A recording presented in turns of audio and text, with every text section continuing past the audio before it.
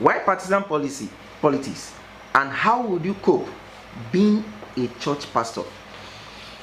Why partisan politics? I think it was Ptolemy that said that the ignorant man is not the man that didn't go to school, but the man that said politics does not matter. I'm not interested in politics. But I'm not in politics is interested in him. Very much interested in him, because the quality of life that you live is a function of policies and politics. I think it was Aristotle that says that your refusal to participate in politics means that you'll be governed by lesser mortals. And with all due respect, if you look at the major, proportion of those who participate in Nigerian politics, go and look at them. Many of them don't have a lot of things to offer. So those people who have capacity, many of them, because we say politics is a dirty game, many of them have excluded, themselves, and then we have allowed funny characters who can do anything to grab power at all costs. So I ask myself, why not politics? What's politics about? Leadership is about the appropriation of human and material resources. And if I say that I'm a pastor and I have the Spirit of God, that is the spirit of excellence, should that make me the best politician? Or if it was medicine, should have made me the best medicine? But I just looked at it and said, where else could that be? The gift that God has given to me tilt a little bit towards leadership. And there's a concatenation, a nexus between leadership and politics. But a great book inspired me. Why Nations Fail. I saw the story of in a city called Nogales. Part of Nogales, I'm told, if I have my history right, is in Florida. Another part of Nogales is in Mexico. It's like Ofosu and Ohosu.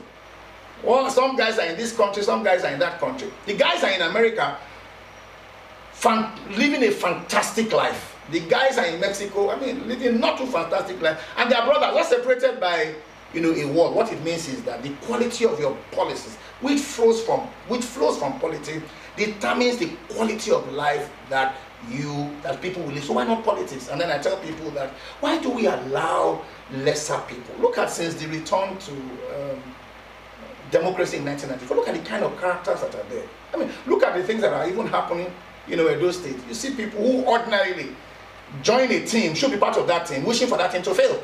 So we have had lesser characters, people who have no capacity, who have occupied the space. So the more pastors, in the manner of speaking, because you see, pastors go to pray, and it's good to pray, all right?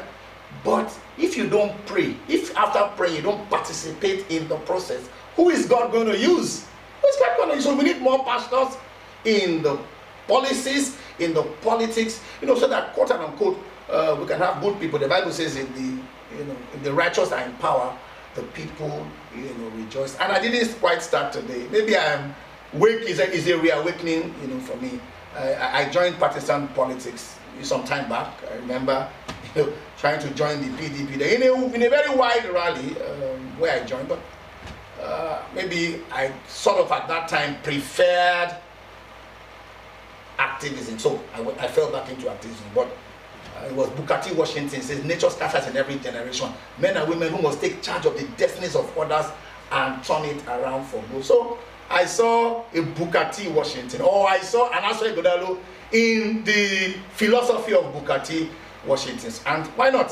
Why are we going to look at such an excellent person with such an excellent resume? My conviction is that the best of people must preside over the rest of people. So on a good day, it should be Aswe and the rest of them. But because our politics is partisan here, and part of it is stomach infrastructure, some people will see a goat and vote for a goat in the place of a human being because of what is in it, for me. Otherwise, and you look at everybody and you just know that Aswe is head and shoulders above all of them. But what to do in Nigeria with this?